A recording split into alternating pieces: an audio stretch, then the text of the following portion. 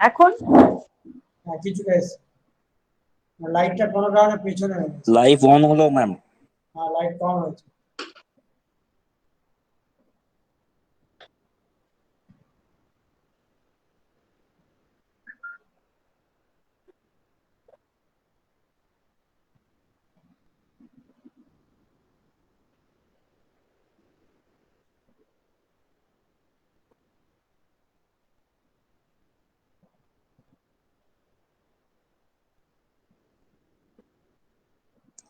Start করতে পারেন।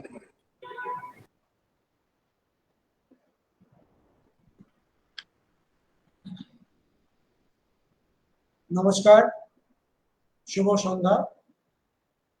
Academy of ফোকলোরের তরফ থেকে সকল শ্রোতাদের জানাই আন্তরিক প্রীতি ও শুভেচ্ছা। আপনারা জানেন যে একাডেমি অফ ফোকলোর দীর্ঘদিন ধরে বিভিন্ন লোক সংস্কৃতিবিদদের নিয়ে তাদের স্মরণে স্মারক বক্তৃতার আয়োজন করে চলেছে। এছাড়াও বিভিন্ন সময়ে বিভিন্ন বিষয় নিয়ে বিশেষ বিশেষ বক্তৃতামালার আয়োজন করে চলেছে। এখন চলছে আমাদের বিখ্যাত প্রবন্ধকার গবেষক ধীরেন্দ্রনাথ বাস্কের স্মারক বক্তৃতামালা। আপনারা জানেন যে ধীরেন্দ্রনাথ বাস্কের তার যে রচনা, বিশেষ করে আদিবাসী সমাজকে নিয়ে তার যে ভাবনা, তার যে গবেষণা, যারা লোক সংস্কৃতি চর্চা করেন কিংবা আদিবাসী সমাজ নিয়ে যারা কাজকর্ম করেন, তারা অবশ্যই ধীরেন্দ্রনাথ বাস্কের একাধিক গ্রন্থ তারা পড়েছেন। তার গবেষণা ধর্ম রচনা আপনারা সমৃদ্ধ হয়েছে। তাই সেই মহান ব্যক্তিত্ব, যিনি একাডেমি অফ ফোকলোরের সঙ্গে যুক্ত ছিলেন, তার স্মরণে বেশ কয়েকদিন ধরে শুরু হয়েছে ধীরেন্দ্রনাথ বাস্কে স্মারক বক্তৃতামালা।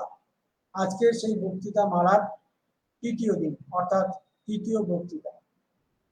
আজকের যে বিষয়, সেই বিষয়টি হচ্ছে সাঁওতালি কবিতার ভ্রমণ, স্বরূপ উন্মোচন ও নিবিড় পাঠ। নিবিড় পাঠ এই বিষয়ে বক্তৃতা রাখবেন প্রেসিডেন্সি বিশ্ববিদ্যালয়ের সহকারী অধ্যাপক ডক্টর শান্তি সোরেন। ডক্টর শান্তি সোরেন তিনি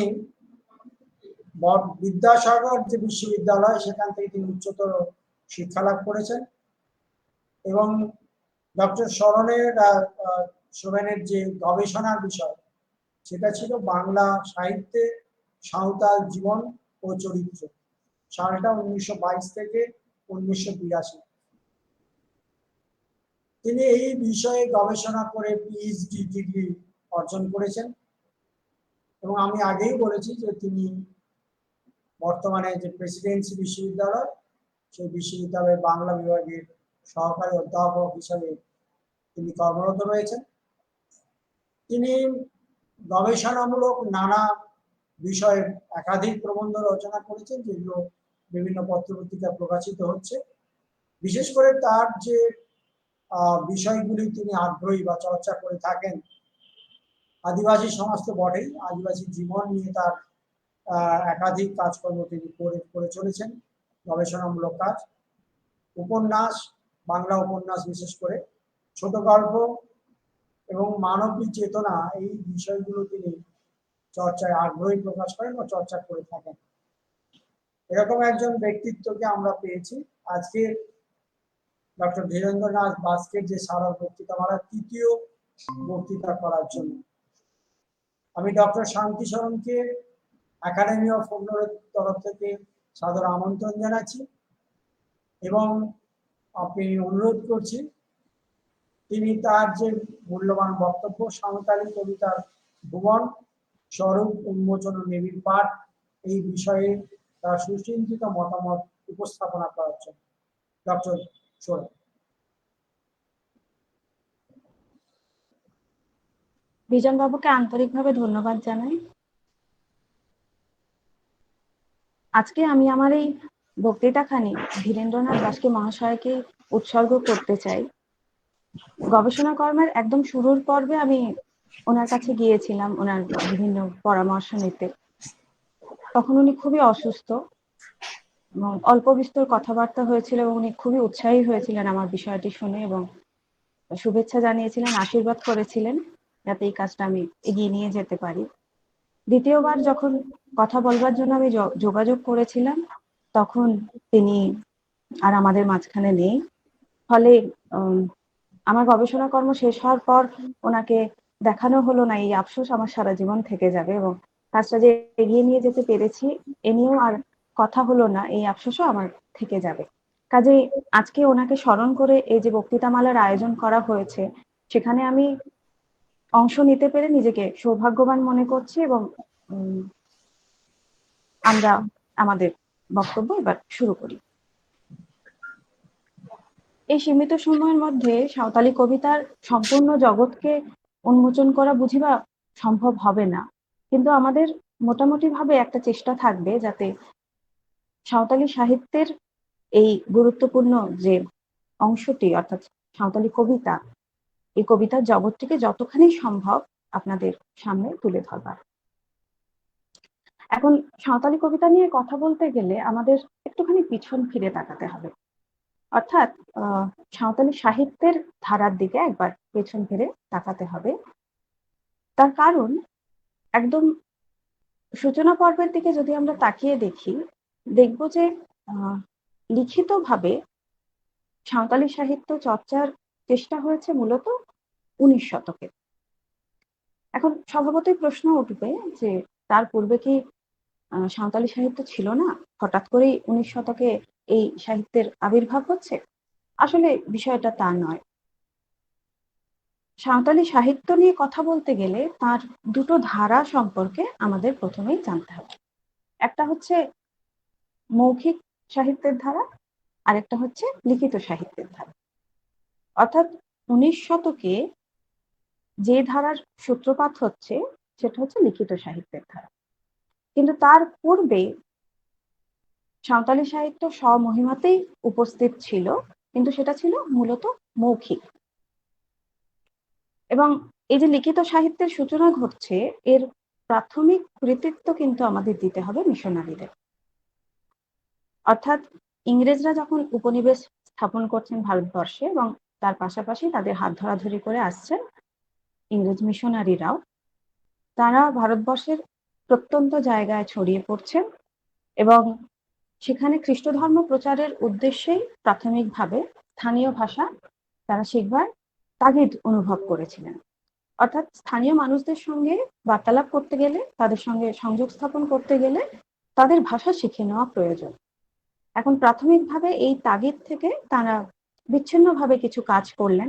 যেমন আমরা খবর পাচ্ছি 1836-এ বালেশ্বরে আমেরিকান ব্যাপটিস্ট মিশন স্থাপিত হচ্ছে এবং এখানে যিনি কাজ করতে আসছেন তিনি হচ্ছেন রেভারেন্ড ফিলিপস, এবং তার ইচ্ছে ছিল সাঁওতালদের মধ্যে বিশেষভাবে খ্রিস্ট ধর্ম প্রচার করবার। এবং এই চিন্তার থেকেই তিনি অনুভব করলেন যে সাঁওতালি ভাষা শিক্ষাটা একান্ত প্রয়োজন। রেভারেন্ড ফিলিপ কি করলেন, বাইবেলের বেশ কিছু অনুবাদ সাঁওতালি ভাষায় প্রকাশ করবার চেষ্টা করলেন। অর্থাৎ কিনা খ্রিস্ট ধর্ম প্রচার করতে হলে তাদের ভাষাতেই প্রচার করতে হবে, এই উদ্দেশ্য নিয়ে তিনি স্থানীয় কিছু মানুষের সাহায্য নিয়ে সাঁওতালি ভাষায় বাইবেলের অনুবাদ প্রকাশ করবার চেষ্টা করলেন।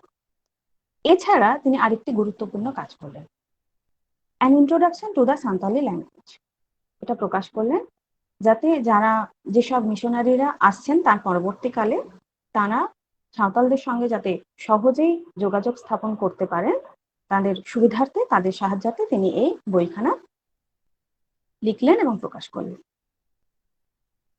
এছাড়াও পরবর্তীকালে আমরা খবর পাচ্ছি 1873-এ a grammar of the Santali language প্রকাশিত হচ্ছে বেনাগারিয়া মিশন প্রেস থেকে।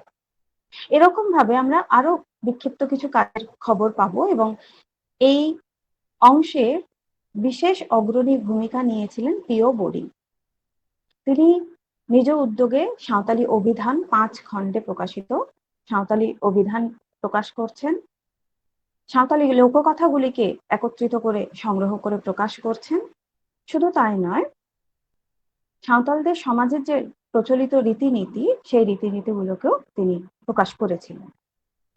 কিন্তু এক্ষেত্রে 1887 সালকে বিশেষভাবে গুরুত্ব দেওয়া হয় এবং 1887-তে দুটো গুরুত্বপূর্ণ ঘটনা ঘটছে। একদিকে আমরা দেখছি যে রেভারেন্ড ক্রেপসরুট কল্যাণ গুরুর কাছ থেকে সাঁওতাল জাতির নিজস্ব রীতিনীতি, সামাজিক আচার অনুষ্ঠান ইত্যাদি নানান বিষয় সম্পর্কে গভীরভাবে জেনে তিনি সাঁওতালি ভাষাতে একটি বই প্রকাশ করছেন। বইটির নাম হচ্ছে হর করেন মারে হাপড়াম করিয়া কাথা, অর্থাৎ কিনা সাঁওতাল জাতির পুরাতন যে মানুষজন তাদের কাহিনী। আসলে কাহিনী নয়, সাঁওতাল সমাজে প্রচলিত বিভিন্ন রীতিনীতি এই বইখানির মধ্যে প্রকাশিত হয়েছে। এখন একদিকে যেমন 1887-তে এই বইটি প্রকাশ হওয়ার সঙ্গে সঙ্গে সাঁওতাল সমাজের একটা বলা যায় যে লিখিত সংগঠিত একটা রূপ এই বইটির মধ্যে আমরা দেখতে পাই। ঠিক একই রকম ভাবে 1887 সালে আরেকটি বইও বেরোচ্ছে, যে বইটি আমরা দেখব যে সাঁওতালদের দ্বারা লিখিত প্রথম বই হিসেবে চিহ্নিত হচ্ছে। এই বইটি সম্পর্কে বিশেষ কিছু মন্তব্য করেছিলেন সুনীতি কুমার চট্টোপাধ্যায়। তিনি বলছেন, ধলভূম রাজ্যের ম্যানেজার শ্রীযুক্ত বঙ্কিমচন্দ্র চক্রবর্তী মহাশয়ের চেষ্টায় স্থানীয় হাই স্কুলের উচ্চতম শ্রেণীর দুইটি বুদ্ধিমান সাঁওতাল ছাত্র শ্রীমান ঠাকুর প্রসাদ মুর্মু ও শ্রী দমনচন্দ্র হাঁসদা আমার সঙ্গে আসিয়া সাক্ষাৎ করে। ছেলে দুইটি আমাকে জানায় যে তাহাদের মধ্যে একজন বৃদ্ধ সাঁওতাল ভদ্রলোক আছেন। তিনি বহু পূর্বে সাঁওতালদের প্রাচীন কথা ও সামাজিক রীতিনীতি লইয়া একখানি বই সাঁওতালি ভাষায় লিখিয়া বাংলা অক্ষরে ছাপাইয়া প্রকাশিত করেন। বইখানি তাহারা আমাকে দেখায়। মোটা বাংলা হরফে ছাপা সাঁওতালি কাঠ, সাঁওতালি ভাষা কাঠে খোদা কতগুলি ছবি আছে এবং বইটির নাম হচ্ছে খেরোয়াল বংশধরমপুর। লেখক হচ্ছেন শ্রী রামদাস মাঝি টুডু। এবং এই বইটি দেখে স্বভাবতই সুনীতি কুমার চট্টোপাধ্যায় অত্যন্ত খুশি হয়েছিলেন এবং এই বইটি সম্পর্কে তিনি বিভিন্ন শিক্ষিত মহলে এবং তার পরিচিত জনেদের কাছে সময়ে সময়ে বলতে লাগলেন। এবং এই বইটি প্রকাশের মধ্য দিয়ে সাঁওতালদের দ্বারা লিখিত সাহিত্যের একটা সূচনা ঘটল। কারণ এর পূর্বে যে সাঁওতালি ভাষার চর্চা হয়েছে সেটা মূলত হয়েছে মিশনারিদের হাত ধরে। কিন্তু তারপরে আমাদের একটু অপেক্ষা করতে হয়েছে কিছুটা সময়। মোটামুটি ভাবে ধরা যাক 30-এর দশককে একটা সময় হিসেবে চিহ্নিত করতে হয়, যে সময় পর্বে দেখব যে আমরা সাঁওতালি লিখিত সাহিত্যের নিরবিচ্ছিন্নভাবে চর্চার একটা ধারা শুরু হয়ে যাচ্ছে 30-এর দশকে। এবং এই সময়ে আসছেন যে কবিরা, তাদের মধ্যে উল্লেখযোগ্য হচ্ছেন সাধু রামচাঁদ এবং পণ্ডিত রঘুনাথ মুর্মু। এখন পণ্ডিত রঘুনাথ মুর্মুর সঙ্গে আপনারা কম বেশি সকলেই পরিচিত, অর্থাৎ এই নামটির সঙ্গে আপনারা পরিচিত, কারণ সাঁওতালদের লিখিত ভাষার যে রূপ অর্থাৎ অলচিকি, অলচিকির প্রতিষ্ঠা, প্রচলন এবং অলচিকিকে কেন্দ্র করে যে আন্দোলন গড়ে উঠেছিল সেই সমস্ত বিষয়ে পণ্ডিত রঘুনাথ মুর্মু অগ্রণী ভূমিকা নিয়েছিলেন। এবং বলা যেতে পারে এই অলচিকির স্বরূপে প্রকাশের ক্ষেত্রে রঘুনাথ মুর্মুর যেমন ভূমিকা আছে, ঠিক একই রকম ভাবে সাঁওতাল সমাজকে এবং সাঁওতালি সাহিত্যকে একটা রূপদানের ক্ষেত্রেও পণ্ডিত রঘুনাথ মুর্মুর বিশেষ ভূমিকা রয়েছে। এবং তিনি যে ধরনের কবিতা লিখেছেন সেখানে মূলত তিনি সাঁওতাল সমাজকে একত্রিত করতে চাইছেন এবং তাদের মধ্যে একটা জাগরণের আবহ তৈরি করে দিতে চাইছেন। অর্থাৎ সাঁওতাল সমাজ অনেক হয়েছে, এবার তোমরা শিক্ষিত হও, আলোর পথে এগিয়ে যাও এবং নিজেদের স্বরূপকে চেনো। এর পরবর্তীকালে অর্থাৎ পণ্ডিত রঘুনাথ মুর্মুর হাত ধরে যে যাত্রাপথ শুরু হচ্ছে, ক্রমে সেই যাত্রাপথ আমরা দেখব আরো দৃঢ় হচ্ছে। 40 এবং 50-এর দশকের যদি ভারতবর্ষের দিকে তাকিয়ে দেখি, এই সময়টির নানান রকমের তাৎপর্য আছে। অর্থাৎ রাজনৈতিক, সামাজিক সমস্ত দিক থেকেই এই সময়ের একটা বিশেষ অভিঘাত সাধারণ মানুষের জীবনে পড়েছিল, যার প্রভাব সাঁওতাল সমাজে এবং সাঁওতালদের জীবনে পড়বে, এটাও স্বাভাবিক। এবং এই সময়ের যে কবিরা আছেন তারা মোটামুটি ভাবে ধরুন ওই 1918 এবং 1929 ওই সময় পর্বের মধ্যে জন্মগ্রহণ করছেন, এবং এই টালমাটাল পুরো সময়টার মধ্য দিয়ে তাদের শৈশব কেটেছে। অর্থাৎ কিনা যদি আমরা একটুখানি ছোট্ট করে ধাপে ধাপে বিষয়গুলোকে দেখার চেষ্টা করি, প্রথম বিশ্বযুদ্ধের অভিঘাত তো আছেই, তার পরবর্তীকালে ভারতবর্ষে সংঘটিত গুরুত্বপূর্ণ আইন অমান্য আন্দোলন থেকে শুরু করে ভারত ছাড়ো আন্দোলনের মতো আন্দোলন ঘটছে। দ্বিতীয় বিশ্বযুদ্ধের অভিঘাত আছে, 1943-এর ভয়ঙ্কর মন্বন্তর আছে, এবং তারপরে ভারতবর্ষের স্বাধীনতা প্রাপ্তি। এই সময় পর্বের কবিদের যদি মানে এক দু কথাতেও আমাদের বুঝতে হয়, তাহলে আমরা দেখব যে এই সময় পর্বের কবিরা কতগুলো বিষয় যেন অন্বেষণ করছেন। একদিকে তাদের স্বজাতিকে যেন তারা অন্বেষণ করছেন, অর্থাৎ সাঁওতাল সমাজ, 19 শতকের সাঁওতাল সমাজ এবং তার পরবর্তীকালে সাঁওতাল সমাজের মধ্যে একটা চরিত্রগত তফাৎ এবং বাহ্যিক নানান পারিপার্শ্বিকতার চাপে বিভিন্ন ধরনের পরিবর্তন সেখানে এসেছে, ফলে একটা পরিবর্তন তারা অনুভব করছিলেন। ফলে এই টালমাটাল সময় দাঁড়িয়ে, এই অভিঘাতপূর্ণ সময় দাঁড়িয়ে তারা নিজেদের সমাজকে যেমন অন্বেষণ করছেন, তার পাশাপাশি তাদের মধ্যে একটা বিদ্রোহের মনোভাব আমরা দেখতে পাই। অর্থাৎ কিনা সাঁওতাল বিদ্রোহ হয়ে গেছে, তারপর দীর্ঘ সময় অতিক্রম করে তারা এসেছেন এই সময় পর্বে, এবং এই সময় পর্বে তাদের সমাজের নানান ঘাত প্রতিঘাতের সঙ্গেও তারা পরিচিত, এবং সেখানে সাঁওতালদের সঙ্গে কি ধরনের আচরণ হয়েছে, তাদের সামাজিক স্থিতি কিরকম, তাদের বিশেষ করে অর্থনৈতিক অবস্থা এই সময় পর্বের কবিদের বিশেষভাবে পীড়িত করেছে, এবং তাদের কবিতার মধ্যে বিচিত্র ধরনের প্রশ্ন, বিচিত্র ধরনের জীবন ভাবনা এবং এত বঞ্চনার দায় কে নেবে, এই জাতীয় জিজ্ঞাসা উঠে আসতে আমরা দেখি। এই সময় পর্বে যে কবিদের আমরা পাই তাদের মধ্যে বিশেষভাবে উল্লেখযোগ্য হচ্ছেন গোরাচাঁদ টুডু, নারায়ণ সরেন, ডোমান সাহু সমীর, সারদা প্রসাদ কিস্কু প্রমুখ। এবং এদের মধ্যে থেকে সারদা প্রসাদ কিস্কুর কথা আমাদের বিশেষভাবে বলতে হয়, কারণ তার পরবর্তীকালে সাঁওতালি কবিতার যে দীর্ঘ যাত্রাপথ আমরা দেখব, সেখানে একটা গুরুত্বপূর্ণ ভূমিকা পালন করেছেন সারদা প্রসাদ কিস্কু। 1929 সালে জন্মগ্রহণ করেন। এই সময় পর্বে সর্বকনিষ্ঠ কবি তিনি, কিন্তু সর্বাধিক জনপ্রিয়।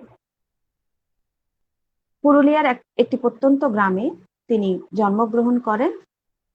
অত্যন্ত মেধাবী ছিলেন, রামানন্দ কলেজে ভর্তি হন, কিন্তু আর্থিক অসহায়তার কারণে উচ্চশিক্ষার দিকে এগিয়ে যেতে পারেননি, এবং নিজের পরিবারকে ভরণ পোষণের জন্য তাকে রুজি রোজগারের চেষ্টা করতে হয়, এবং তিনি শিক্ষকতার চাকরি নেন। তার কবিতার মধ্যে আমরা বিচিত্র বিষয় দেখব। একদিকে যেমন সাঁওতালদের অস্তিত্ব সম্পর্কে তিনি প্রশ্ন করেন, আরেকদিকে তেমন সাম্যবাদী ভাবনা চিন্তা তার লেখনের মধ্যে ফুটে ওঠে। আবার তার কবিতার মধ্যে আমরা মানে একেবারে মন্ময় কবিতার যে রূপ, অর্থাৎ কিনা তার নিজের মননের গভীরে প্রবেশ করে তিনি জীবন সম্পর্কে গভীর কিছু উপলব্ধির কথা তুলে নিয়ে আসেন। আমরা ধারাবাহিকভাবে যখন কবিতাগুলো নিয়ে কথা বলবো, তখন সারদা প্রসাদ কিস্কুর কবিতা নিয়েও কথা বলবো। এই সময় পর্বের আরেকজন কবি ন্যাথানিয়েল মুর্মু, তিনি সক্রিয় রাজনীতির সঙ্গে যুক্ত ছিলেন, এবং তার কবিতার মধ্যে রাজনৈতিক সচেতনতা বারবার ফুটে উঠেছে, এবং সমাজ সম্পর্কে, জীবন সম্পর্কে যুক্তিশীল কিছু প্রশ্ন তিনি তুলেছেন, এবং বারবারই তিনি সাঁওতাল সমাজের অধিকার সম্পর্কে সচেতন হয়েছেন। অর্থাৎ কিনা এক কথা বলতে গেলে, যে আগে বললাম আমরা, এই সময় পর্বে প্রায় প্রত্যেক কবির কলমেই সাঁওতাল সমাজ সম্পর্কে বিশেষ কিছু ভাবনা চিন্তা আমরা দেখি। 60-এর দশকের কবি হিসেবে আমরা পাচ্ছি ঠাকুর প্রসাদ মুর্মুকে, যিনি একজন শক্তিশালী প্রবন্ধিকও বটে। এবং আপনাদের মনে থাকবে একটু আগে আমরা বললাম যে তিনি সুনীতি কুমার চট্টোপাধ্যায়ের সঙ্গেও দেখা করেছিলেন এবং কতগুলো বিষয় তাকে বিশেষভাবে পীড়িত করত। প্রথম যে বিষয়টি তাকে বিশেষভাবে পীড়া দিত সেটা হচ্ছে এই যে সাঁওতালদের এক জায়গা থেকে আরেক জায়গায় স্থানান্তরিত হওয়া। অর্থাৎ কিনা একটা সময় ছিল যখন বিহার, ময়ূরভঞ্জের এবং ছোটনাগপুর অঞ্চলে বন্ধুর জমিকে তারা চাষবাসের উপযোগী করে তুলেছিলেন।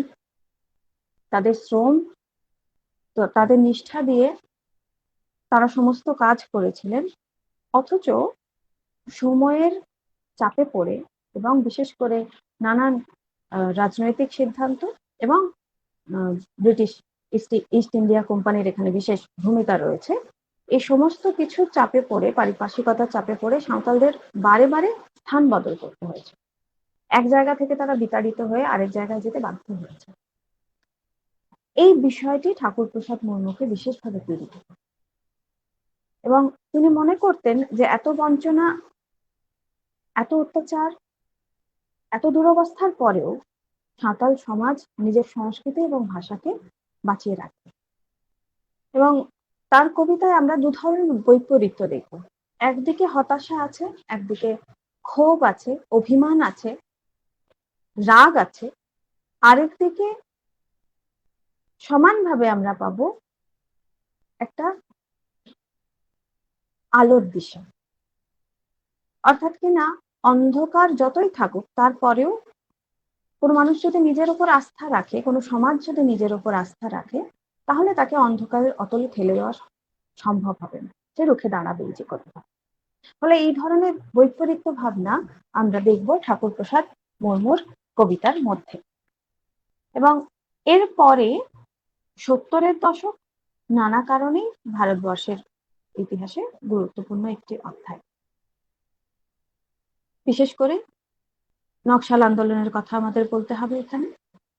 এবং আমরা জানি যে নকশাল আন্দোলনের সঙ্গে সক্রিয়ভাবেই সাঁওতালরাও যুক্ত ছিল এবং স্বাধীনতা পরবর্তীকালে তাদের ঠিক যেমনটা থাকার কথা ছিল, যে জীবন তাদের প্রাপ্য ছিল, তারা কি সেটা পেয়েছিলেন?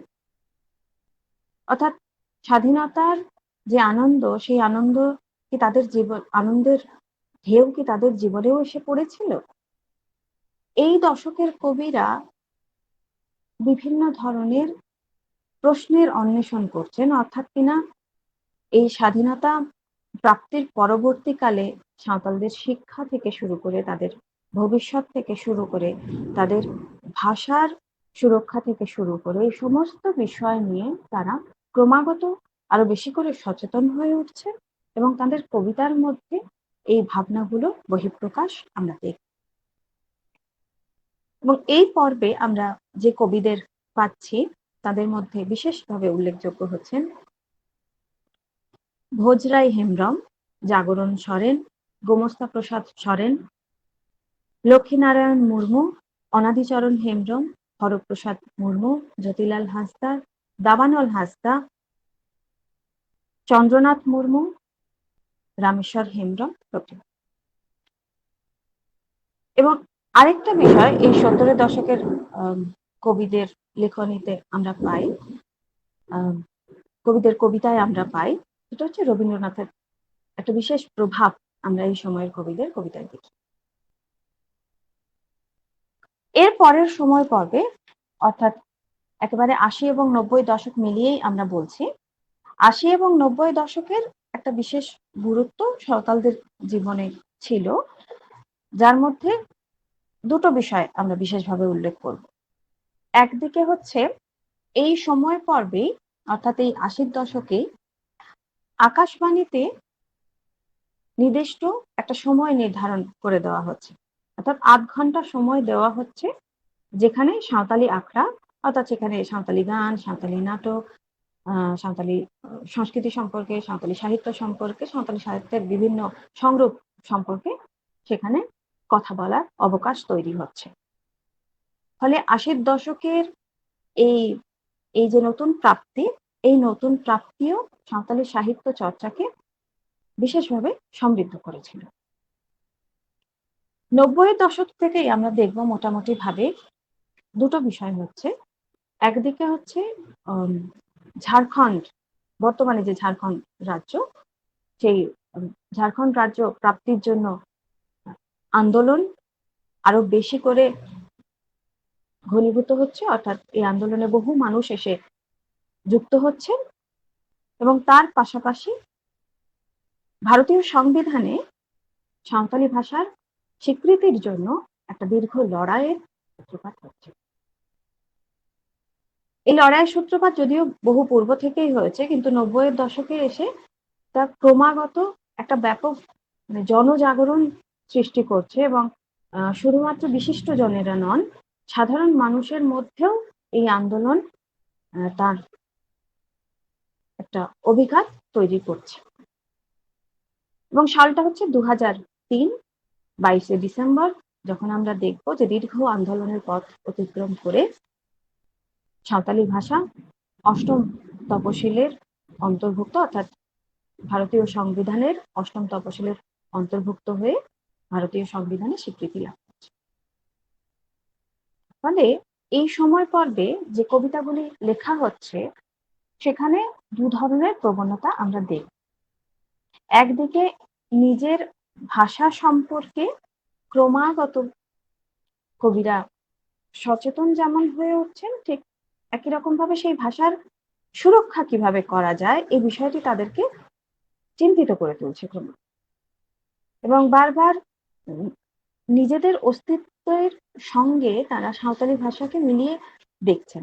অর্থাৎ কিনা ভাষা তো কেবল ভাষা নয়, তার সঙ্গে একটা বৃহত্তর বিষয় জুড়ে থাকে। আমাদের অস্তিত্বের অনেকটাই আমাদের আমাদের সামাজিক অস্তিত্বের, ব্যক্তি অস্তিত্বের অনেকটাই মিলেমিশে থাকে ভাষার সঙ্গে। অর্থাৎ ভাষা মানে কেবল পরস্পরের সঙ্গে সংযোগ স্থাপন নয়, বরং অনেক বৃহত্তর একটা বিষয়।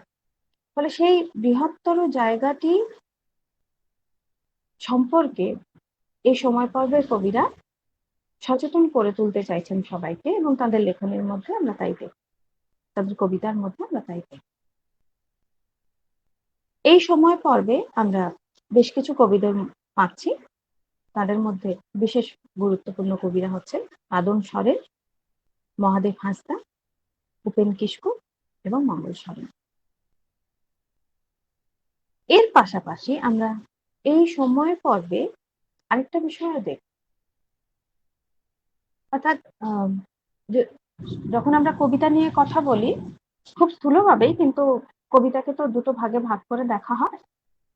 একটা হচ্ছে মন্ময় কবিতা, অর্থাৎ ব্যক্তিনিষ্ঠ কবিতা, যেখানে কবিতার মননের গভীরে, তার মনের অন্তর্জগতে আরো আরো গভীরে প্রবেশ করবেন, এবং পাঠকদের কাছে তার মনোজগৎ গভীরভাবে উন্মোচিত হয়। আরেকদিকে আমরা তন্ময় কবিতা পাই, অর্থাৎ বস্তুনিষ্ঠ কবিতা, যেখানে কবি নন, বরং কবিতার বিষয়বস্তু মুখ্য হয়ে ওঠে। সাঁওতালি কবিতায় আমরা এই দুটো দিকই দেখতে পাই, অর্থাৎ মন্ময় কবিতাও যেমন লেখা হয়েছে, তেমনি তন্ময় কবিতাও লেখা হয়েছে। এর পূর্বে আমরা যে ধারাগুলির কথা বললাম সময় পর্ব ধরে ধরে, সেখানে আমরা দেখছি যে অধিকাংশ ক্ষেত্রেই বস্তুনিষ্ঠ কবিতা লেখার প্রবণতা বেশি করে থাকে। ব্যতিক্রমী কিছু কবি আছেন, যেমন সারদা প্রসাদ কিস্কু, তার কলমে আমরা দু ধরনের কবিতায় পেয়েছি, তন্ময় কবিতা এবং মন্ময় কবিতা উভয়ই। কিন্তু এই দশকের, অর্থাৎ ৮০-৯০-এর দশকের এই সময় পর্বে মন্ময় কবিতা যেমন ভাবে লেখা হচ্ছে, তন্ময় কবিতাও ঠিক একই রকম গুরুত্ব দিয়ে লেখা হচ্ছে, এবং বিচিত্র কিছু জীবন দর্শন সেই কবিতাগুলির মধ্যে প্রকাশ পেয়েছে। এখন এই হচ্ছে মোটামুটি ভাবে একদম অতি সংক্ষেপে আমরা সময় পর্ব ধরে সাঁওতালি কবিদের এবং সাঁওতালি ভাষায় রচিত কি ধরনের কবিতা লেখা হচ্ছে তার একটা প্রাথমিক ধারণা নেওয়ার চেষ্টা করব। কিন্তু সাঁওতালি কবিতা সম্পর্কে যদি আমাদের বুঝতে হয়, আগে আমরা বলেছি যে লিখিত সাহিত্যের পূর্বে মৌখিক সাহিত্যের একটা দীর্ঘ ঐতিহ্য আছে, এবং সাঁওতালি কবিতার যদি একদম শেকড়ে আমরা পৌঁছতে চাই তাহলে আমাদের একটুখানি সাঁওতালি গান সম্পর্কে কথা বলতে হবে। কারণ এই দুটো বিষয়, অর্থাৎ সাঁওতালি গান এবং সাঁওতালি কবিতা, এই দুটো বিষয়ে কিন্তু পরস্পরের সঙ্গে নিবিড়ভাবে সম্পর্কযুক্ত। সাঁওতালদের মধ্যে এই গানের বিষয়টি, অর্থাৎ বিভিন্ন অনুষ্ঠানে গান করবার একটা প্রচলন আছে, এবং এটা তাদের মানে একেবারে আত্মার সঙ্গে নিবিড়ভাবে যুক্ত। তারা তাদের আবেগ, অনুভূতি সমস্ত কিছুকে প্রকাশ করবার জন্য গানের সহায়তা নেয়। এমনকি বিভিন্ন অনুষ্ঠানে যে রীতিনীতিগুলি রয়েছে, যে নিয়ম মেনে পুজো হবে, যে নিয়ম মেনে অনুষ্ঠান হবে, সে সমস্ত কিছু গানের আকারেই আমরা পাই। এবং বিভিন্ন ধরনের অনুষ্ঠানে, যেমন ধরা যাক বাহা পরব হয়, অর্থাৎ বসন্তকালীন উৎসব, যেখানে গাছ নিজের পুরনো ফুল, পুরনো পাতা, অর্থাৎ পুরনো রূপকে ছেড়ে নতুন রূপে আবার নিজেকে মেলে ধরবে, এবং সেই প্রকৃতির নতুনের আগমন জানানোর জন্য বাহা পরব অনুষ্ঠিত হয়। এই বাহা পরবের কিভাবে বাহা পরব অনুষ্ঠিত হবে, এই বাহা পরবের যে মূল ভাবনা, এই সমস্ত কিছুই গানের মধ্য দিয়ে প্রকাশ করা হয়। এছাড়াও আমরা দেখব সহরায়, সাকরাত, অর্থাৎ যে পুজোগুলি সাঁওতালদের সমাজে খুব খুব গুরুত্ব পায়। যদি আমরা সহরায় নিয়ে কথা বলি, আমরা দেখব যে ওই কালী পুজোর ঠিক পরে পরে, বিশেষ করে পশ্চিমবঙ্গে এই সময়ে এই সহরায় উৎসব পালিত হয়। উড়িষ্যা, ঝাড়খণ্ড, বিহার এবং পশ্চিমবঙ্গে হয়তো সময়ের একটু হেরফের আছে, কিন্তু সহরায় একটা খুব বড় উৎসব হিসেবে পালিত হয়। সহরায় উৎসবের সঙ্গে সাঁওতালদের একটা ভিন্ন ধরনের সেন্টিমেন্ট রয়েছে। অর্থাৎ এই উৎসবটি হচ্ছে পারিবারিক একটা মিলনের উৎসব। বিশেষ করে বিয়ের পর পরিবারের মেয়েরা তাদের পিতৃগৃহে ফিরে আসবেন, তাদের কাছে এই সহরায় উৎসবটি আরো একটি ভিন্ন মাত্রা নিয়ে আসে। অর্থাৎ কিনা সহজ ভাষায় বলতে গেলে যে পরিবারের একটা সম্মিলিত হওয়ার উৎসব হচ্ছে এই সহরায় উৎসব। দীর্ঘদিন ধরে এর প্রস্তুতি চলে, ঘরদোর পরিষ্কার করা, বিভিন্ন ধরনের আলপনা দেওয়া, অর্থাৎ ওই দেওয়াল চিত্র কথা আমরা বলতে চাইছি, এবং তার পাশাপাশি যে গবাদি পশুরা রয়েছে তাদেরকেও এই উৎসবের জন্য প্রস্তুত করা, এবং পরিবারের সবাই যখন আসবেন তখন সবাই মিলে একত্রিত হয়ে আনন্দ করে খাওয়া দাওয়া করা, এই সমস্ত কিছু, এবং সুখ দুঃখের ভাব বিনিময়, সমস্ত কিছুই হয় এই সহরায় উৎসবে। এখন আমরা সহরায় যে গীতগুলো পাচ্ছি সেখানে একটু ভিন্ন ধরনের দুটো গীতের কথা আপনাদের সঙ্গে একটু ভাগ করে নিতে চাইব। আমরা তো বললাম যে পরিবারের মেয়েদের যখন বিবাহ হয়ে যায় এবং তারপরে পিতৃগৃহে ফিরে আসার জন্য এই উৎসবটি তাদের কাছে একটা ভিন্ন মাত্রা বহন করে। কিন্তু যদি কোনো মেয়ের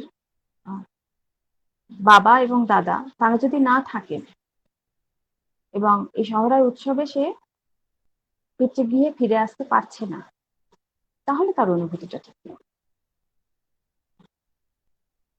আমি বাংলা অনুবাদটাই বলছি সবার বুঝবার সুবিধার্থে। পাঁচ পাহাড়ের ওপারে মাদল ধামসার শব্দ শোনা যায়, আমার মন ও জীবন বেদনায় ধকধক করে ওঠে।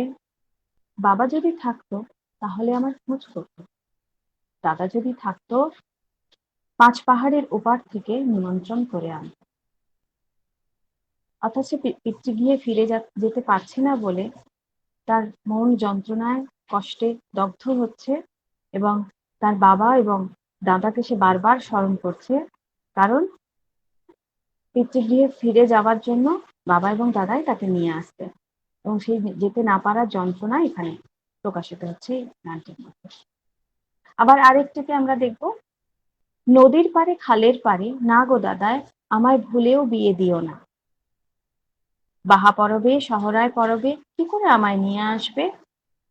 তখন তার দাদা প্রত্যুত্তরে বলছেন, হে আমার ছোট বোন কেঁদো না গো আর, হে আমার ছোট বোন করো না বিলাপ, রেলে করে মস্ত গাড়ি করে তোমায় নিয়ে আসবো আমি আদর করে।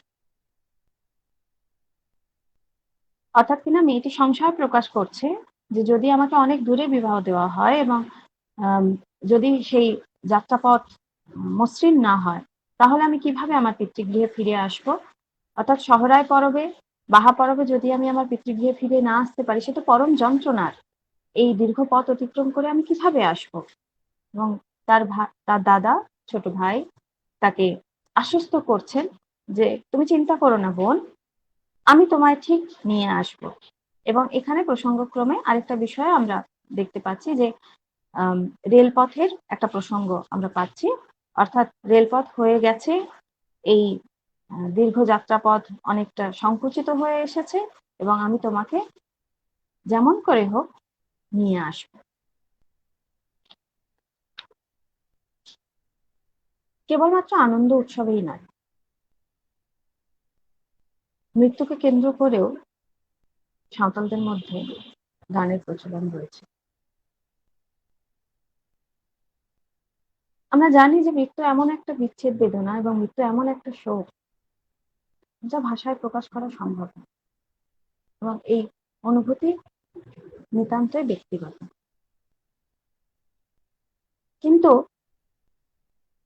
সাঁওতাল সমাজে যে রীতিনীতি রয়েছে, সেখানে আত্মীয় স্বজন মারা যাওয়ার পরে ভাঁডান অর্থাৎ কিনা শ্রাদ্ধ অনুষ্ঠান হয়, এবং এই শ্রাদ্ধ অনুষ্ঠান হওয়া অবধি তারা নিজেদেরকে সংযত রাখে ভীষণ কষ্ট করে, কারণ তখনও অবধি অস্থি বিসর্জন দেওয়া হয়নি। কিন্তু তারপর অস্থি বিসর্জন দিয়ে দেওয়া মানে চলে যাওয়া মানুষটির সমস্ত কিছু চলে যাওয়া, এবং এই বেদনা কিভাবে তারা সহ্য করবে, সেই অনুভূতিকে, সেই যন্ত্রণাকে, সেই কষ্টকে তারা গানের রূপ দিয়েছে। কারণ যখন শ্রাদ্ধ অনুষ্ঠান হয় তখন তো আর কেবল একজন দুজনকে নিয়ে অনুষ্ঠান নয়, অর্থাৎ একা একা শোক পালন করছি তা নয়, অনেকগুলি মানুষ একত্রিত হয়ে সম্মিলিতভাবে শোক প্রকাশ করছেন। সুতরাং যদি সবার সঙ্গে এই শোকের অনুভূতি একটু ভাগ করে নেওয়া যায়, তাহলে যদি বা এই বিচ্ছেদ বেদনা একটুখানি সহ্য করতে পারে। অনেকটা এই ভাবনা থেকেই এই গানগুলির প্রচলন, অর্থাৎ ভাঁডান বিনতির প্রচলন আমরা দেখি। আমি একটা ছোট্ট এখানে উদাহরণ দিচ্ছি। হায় রে জানামদাতা তিন্দ, জানামদাতা দ তেহিন্দ বগিয়া লে আয়, তোকাকন্ড ইং দাঁড়ালে রে জানামদাতা রেয়া রূপ দই নিয়ামতায়। হায় রে হায় আমার জন্মদাতা পিতৃদেব, তিনি যে আমায় ছেড়ে চলে গেলেন। পৃথিবীর কোন প্রান্তে গেলে আমি দেখতে পাবো আবার আমার জন্মদাতা পিতৃদেবের সেই রূপ। অর্থাৎ কাছের মানুষ হারিয়ে যাওয়ার পরে যে শূন্যতা তৈরি হয়, সেই শূন্যতা বোধ মানুষকে ক্রমাগত তো অন্ধকারের দিকে টেনে নিয়ে যায়। এই ভাঁডান বিনতিগুলি কেমন যেন মানুষকে সেই অন্ধকার থেকে বাঁচিয়ে তুলবার একটা যেন প্রচেষ্টা করে, যে এই কষ্ট যন্ত্রণা যদি সবার সঙ্গে ভাগ করে নেওয়া যায়, তাহলে যদি বা এই যন্ত্রণা কাছের মানুষটিকে হারিয়ে ফেলবার যন্ত্রণা একটু সহনীয় হবে। এরকম ভাবেই আমরা দেখব আনন্দে বিষাদে বিভিন্ন ধরনের সময় পর্বে তারা গানকে অবলম্বন করেছেন এবং গানের মধ্য দিয়ে তাদের অনুভূতি তারা ভাগ করে নিয়েছেন। এখন গানের পাশাপাশি আমাদের এবারে একটু ফিরে যেতে হবে সাঁওতালি কবিতায়, অর্থাৎ কিনা লিখিত সাহিত্য রূপটির দিকে। প্রথমে আমরা একটুখানি কথা বলবো মাঝি রামদাস টুডুর একটি কবিতা দিয়ে।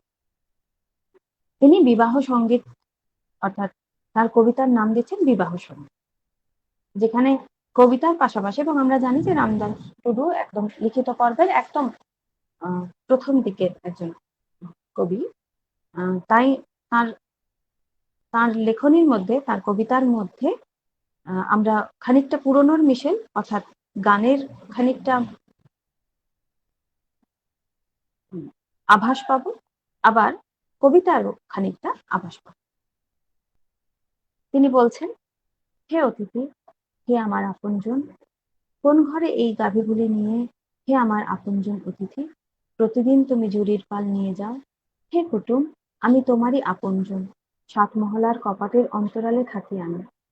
শোনো হে আমার আপনজন, ডালিম গাছের তলায় বসে আমি যে রোজ ডালিম ফুলের মালা গাঁথি, আর তা সাজিয়ে নিই মাথার খোপায়। জানো কি, আমার ছোট ভাইয়ের নাম দুবরাজ। আর শুনবে তুমি আমার বাবার নাম? বলি তবে, তার নাম হলো কিস্কু মোহন রাজ। হে কুটুম, আমার নাম হলো ধনীবালা। সেই যে দুবরাজ, আমি হলেন তারই দিদি। অর্থাৎ এখানে নায়িকা যেন তার যে মানুষটির সঙ্গে যার জীবনের সুর একতারে বাঁধতে চলেছে, বাধা পড়তে চলেছে, সেই মানুষটিকে সম্বোধন করে তার অনুভূতি, আবেগকে ব্যক্ত করতে চাইছে। প্রাথমিক পর্বের যে কবির কথা আমরা বললাম, সারদা প্রসাদ কিস্কু, তার একটি অত্যন্ত পরিচিত কবিতা রয়েছে, আমাদের গ্রাম। অর্থাৎ যদি আমরা দেখি যে সাঁওতাল সমাজের সঙ্গে মূল স্রোতের মানুষদের বর্তমান সময়ে অনেকটাই সামাজিক এবং স্থানগত ব্যবধান ঘুচেছে, কিন্তু তারপরেও অনেক কিছুই এখনো আছে যা চেনা জানার এখনো অপেক্ষা রাখে। অর্থাৎ কিনা সেই চেনা জানার পথটাই যেন সারদা প্রসাদ কিস্কু খুলে দিতে চাইছেন, এবং তিনি আমাদের গ্রাম বলে আসলে সাঁওতাল গ্রামকেই সবার সঙ্গে পরিচিত করে তুলতে চান। আমাদের গ্রামে যদি তুমি যেতে চাও, দাঁড়াও বলে দিই সব কথা। আমরা কেমন থাকি সব শুনি না, কষ্ট কত বলি না অযথা। মোটর গাড়ির থেকে 13 মাইলের টানা পথ হেঁটে যেতে হবে, গ্রামখানি আমাদের ভরা পাথরের, তারপর দেখা যাবে সবে। গ্রামের কুলি এত সরু শোনো, গরুর গাড়িও নাহি ঢুকে, উঁচু নিচু পাহাড়িয়া পথে নাহি কোনো রয় হাঁটিবার জোর বুকে। পানীয় জলের কুঁয়ো নেই, তাই সবে পাহাড়ের ঝরা ডাডি জল তুলে খাই, তাও নেই ভারী হাহা রবে শেষে পুকুরের তল। গড়ালে বিকেল শুনি শেয়ালের ডাক, কখন দূরেতে কিংবা কাছে, তখন থেকেই চোর করে থাকে তাক, ডাকাতেরা ধারি পাশে আছে। এইরকম ভাবে জলের সমস্যা থেকে শুরু করে জীবনযাপনের ছোট্ট ছোট্ট যে প্রতিবন্ধকতাগুলোর মুখোমুখি প্রতিদিন প্রতিনিয়ত সাঁওতাল সমাজের মানুষদের হতে হয়, সেই জায়গাগুলো তিনি তুলে ধরতে চাইছেন। এবং একটা সময় পর্বে যখন সাঁওতালরা বিভিন্ন জায়গায় গ্রাম প্রতিষ্ঠা করত এবং সবাই একত্রিতভাবে বসবাস করত, তখন জলাশয়কে কাছে রেখে তারা এই কাজটি করত, যাতে তাদের চাষবাসের কাজকর্মে প্রাত্যহিক জীবনযাপনের ক্ষেত্রে তারা প্রকৃতির এই জলকে, অর্থাৎ ঝর্ণা কিংবা পুকুর, কুয়ো, এইগুলোকে ব্যবহার করতে পারেন। এবং তারা দুবেলা ভাত খেতে পেতেন না, তার জায়গায় তাদেরকে অনেক সময় ভুট্টা, জোয়ার ইত্যাদি দিয়ে পেট ভরাতে হতো। অর্থাৎ তারা শ্রম করছেন অথচ পেট ভরে দুবেলা খেতে পারছেন না, তার যে যন্ত্রণা, এই সমস্ত কিছুই আমাদের গ্রাম কবিতাটির মধ্যে সারদা প্রসাদ বিস্কুট চিনিয়ে দিতে চেয়েছেন। তার গ্রামকে তিনি চিনিয়ে যেতে চেয়েছেন এবং তাদের জীবনকে তিনি চিনিয়ে দিতে চেয়েছেন। এর পরবর্তীকালে আমরা দেখব, আমরা জাগরণ সরেনের নাম শুনলাম আগে। তিনি একটি চমৎকার কবিতা লিখছেন রবীন্দ্রনাথ ঠাকুরকে স্মরণ করে। কবিতাটির নাম হচ্ছে কবিকুল। এবং আমরা তো জানি যে বাংলায় বসবাসকারী, শুধু বাংলায় কেন, সারা ভারতবর্ষে বসবাসকারী মানুষদের কাছে রবীন্দ্রনাথ একান্ত আপনজন। যে কোনো অসহায়তায়, মানসিক পীড়ায় এবং একাকিত্বে যখন কারো কাছে ছুটে যাওয়া যায় না, কেমন যেন আমাদের নিজেদের অজান্তেই রবীন্দ্রনাথ আমাদের কাছে একটা আশ্রয় হয়ে ওঠে। এবং একথাও বোধহয় দ্বিধাহীন ভাবেই বলা যায় যে অনেকাংশেই তিনি কবিদেরও কবি। অর্থাৎ যিনি নিজে কবি, তিনিও আশ্রয় চান রবীন্দ্রনাথের কাছে। রবীন্দ্রনাথের কবিতার জগতের ব্যাপ্তি এতখানি, তার লেখনীর জগতের ব্যাপ্তি এতখানি যে অনায়াসে যেন সব মানুষকে ধারণ করতে পারেন তিনি তার লেখনীর মধ্যে। জাগরণ সরেনের কবিতার মধ্যেও অনেকাংশে সেই অনুভূতি প্রকাশ পেয়েছে। তিনি বলছেন, তোমার লেখনী সারা পৃথিবীর মানুষের মনে জমাট আঁধারে জ্বালে দ্বীপ, কি ভীষণ জ্যোতি তার। তোমার কথা ও বাণী নিঃশব্দেই বাজে প্রতিক্ষণে। তোমার শরীর আজ নেই স্বাদ তোমাকে দেখার। রচনায় অপূর্ণতা নেই, বাংলা ভাষা চলে উত্তরণে। মৃত্যুঞ্জয়ী ধ্রুবতারা বিচ্ছুরিত জ্যোতিষ্ক উজ্জ্বল, বিশ্বের বিচিত্র রসপানে দক্ষ। নতুন সৃজনে তোমার সৃষ্টিতে খুঁজে পায় নিজ সত্তার সম্বল। তোমার চলার পথ খুঁজে অনুমানে চলি ছুটে, সহসা হোঁচট খেলে কেন তুমি মনে আসো ভেসে। কবিকুলের হে কবি, পথ বলে দাও মুখ ফুটে, কোন পথে গেলে কর্মে ক্লান্তি নেই বলো ভালোবেসে। এবং বাংলা সাহিত্যের যে অগ্রগতি, বাংলা সাহিত্যের যে প্রতিষ্ঠা, সেক্ষেত্রে রবীন্দ্রনাথের একটা গুরুত্বপূর্ণ ভূমিকার কথা যেমন জাগরণ সরেন স্মরণ করিয়ে দিতে চেয়েছেন, ঠিক একই রকম ভাবে তার নিতান্ত অসহায়তায়, একাকিত্বে, যন্ত্রণার দিনগুলিতে তিনি নিজেও জানেন না যে কেন তিনি রবীন্দ্রনাথের কাছে, অর্থাৎ রবীন্দ্রনাথের লেখনের কাছে আশ্রয় খুঁজেন। এবং জাগরণ সরেন, আমরা অনুমান করতে পারি যে তিনি কেবলমাত্র নিজের কথা বলছেন না, আসলে এই কবিগুরুর কাছে তিনি যে আশ্রয় চাইছেন, বহু সাধারণ মানুষও একই রকম ভাবে কবিগুরুর লেখনীর কাছে আশ্রয় খুঁজে। একটা গভীর অনুভূতি রবীন্দ্রনাথকে কেন্দ্র করে জাগরণ সরেনের কবিতা খুঁজে পাচ্ছি আমরা। একটু ভিন্ন ধরনের আরেকটা কবিতা নিয়ে কথা বলি। কবি পৃথিবী হাঁসদা যে কবিতাখানি লিখছেন, কবিতাটির নাম হচ্ছে টাকা। এবং এই কবিতার মধ্যে থেকে তিনি বেশ কিছু প্রশ্ন তুলছেন এবং একটা গভীর জীবন বিশ্বাসের জায়গায় নিয়ে যাচ্ছেন আমাদেরকে, যে টাকার গুরুত্ব আমাদের জীবনে অপরিসীম, এটা অস্বীকার করবার আমাদের উপায় নেই। জীবনের বহু ক্ষেত্রেই টাকার প্রয়োজন আছে, কিন্তু জীবনে কি টাকাটাই সব? এবং এই টাকার কারণে জীবনে কত কিছু না হয়ে যায়। শুধু জীবনে কেন, বৃহত্তর প্রেক্ষিতে এই পৃথিবীতে টাকার কারণে কত কিছুই তো ঘটে। কত যুদ্ধ আমরা দেখলাম, কত মারামারি আমরা দেখলাম, কত রক্ত আমরা দেখলাম, তার নেপথ্যে কি এই টাকা কাজ করছে না? চতুর্দিকেই দেখতে পাচ্ছি রাশি রাশি টাকা। এই পৃথিবী বাঁধা আছে টাকার শিকল পরে। টাকার স্রোতে ভাসছে, ধরা যায় না তাকে রাখা। সত্য কথার মূল্যে নেই টাকার এ খপ্পরে। ধরার থেকে নির্বাসিত দয়া সত্য কথা, নইলে টাকা মানুষ বলে যায় না গোনা তারে। সমাজ মধ্যে ধর্ম কর্ম নেই কো স্নেহলতা, দয়া মায়া গেছেই চলে এই পৃথিবীর পারে। টাকা পয়সা থাকলে তবে মানুষ বলে গণ্য, থাকলে গাড়ি থাকলে মোটর মহাপুরুষের তুল্য, নইলে টাকা দেবার জন্য করতে গিয়েই হন্য, সত্যকারের সত্য পূজা মানব জাতির মূল্য। খানিকটা যেন অসহায়তা এবং খানিকটা নেতিবাচক দৃষ্টিভঙ্গি আমরা দেখি এই কবিতাটির মধ্যে। অর্থাৎ কিনা টাকাকে কেন্দ্র করে, টাকার পেছনে মানুষ ক্রমাগত ছুটতে ছুটতে কোথাও কি জীবন থেকে দূরে সরে যাচ্ছে না? এবং কখনো কখনো এও তো দেখা যায় যে টাকা দ্বারা মানুষের মূল্য নির্ধারিত হয়, কিন্তু মানুষ কি সত্যি টাকার সঙ্গে তুল্যমূল্য করে মানুষকে, মানুষের মনুষ্যত্বকে, মানুষের অনুভূতিকে, মানুষের জীবনকে দেখা যায় না দেখা উচিত? কোনটা? অনেক কিছু প্রশ্ন যেন এই কবিতাটির মধ্যে উঠে আসে। শুধু ভারতবর্ষের জীবনযাপন নয়, ভারতবর্ষের এবং সাঁওতালদের জীবনযাপনের কথাই নয়, তার সঙ্গে সঙ্গে আমরা কাঁদন সরেনের কলমে এমন একটি কবিতা পাই যেখানে এমন একজন ব্যক্তিত্বের কথা ফুটে ওঠে, যে ব্যক্তি সারা পৃথিবী জুড়েই একটা অবাক বিস্ময় হয়েছে, নেলসন ম্যান্ডেলা।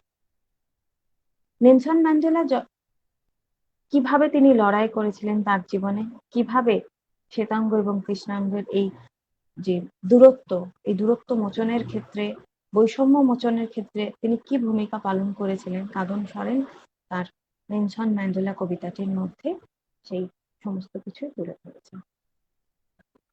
অতি শৈশব থেকে নেলসন ম্যান্ডেলা লক্ষ্য করেছিলেন দক্ষিণ আফ্রিকার শ্বেতাঙ্গরা কৃষ্ণকায় মানুষের যে কোনো কাজকে অপরাধ বলে গণ্য করে। বিচার ও ধীর শক্তি দিয়ে তিনি ভাবতে চেষ্টা করেছেন, তবে কি কখনো খুঁজে পাওয়া যাবে না এই অত্যাচারের যথার্থ রহস্য? শ্বেতাঙ্গরা সৃষ্টি করেছিল খুবই সংকীর্ণ আইন, তাতে সহজে কোনো প্রবেশাধিকার নেই কৃষ্ণাঙ্গদের। তাদের নিজেদের সুখই সুখ, মানুষকে মানুষ বলে মনে করে না তারা।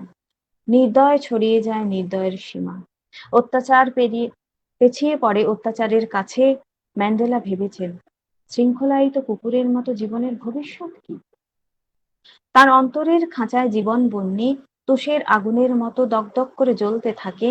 তিনি নির্ভীকভাবে গর্জে উঠলেন, সেই সংকীর্ণ বিদ্বেষপূর্ণ আইনের বিরুদ্ধে আর আমরা মানব না, আর আমরা সহ্য করব না। এগিয়ে যাব সামনের দিকে জয়ের টিকা পরে, প্রকৃত অধিকার আমাদের পেতেই হবে সমাধান, অত্যাচারী প্রিটোরিয়া সরকার। এবং নেলসন ম্যান্ডেলার যে যুদ্ধ, যে বিষয়ের বিরুদ্ধে তিনি যুদ্ধ করছেন, তার সঙ্গে কি সাঁওতাল বিদ্রোহের বিষয়টিকে একত্রিত করা যায় না? কাঁদন সরেন যেন কৌশলে সেই বিষয়টিও করছেন। অর্থাৎ বেশ কিছু আইন যা 19 শতকে প্রবর্তিত হওয়ার ফলে বেশ কিছু নীতি ব্রিটিশ সরকার গ্রহণ করেছিলেন, যার ফলে সাঁওতালদের জীবন ভীষণভাবে বিপন্ন হয়ে পড়েছিল।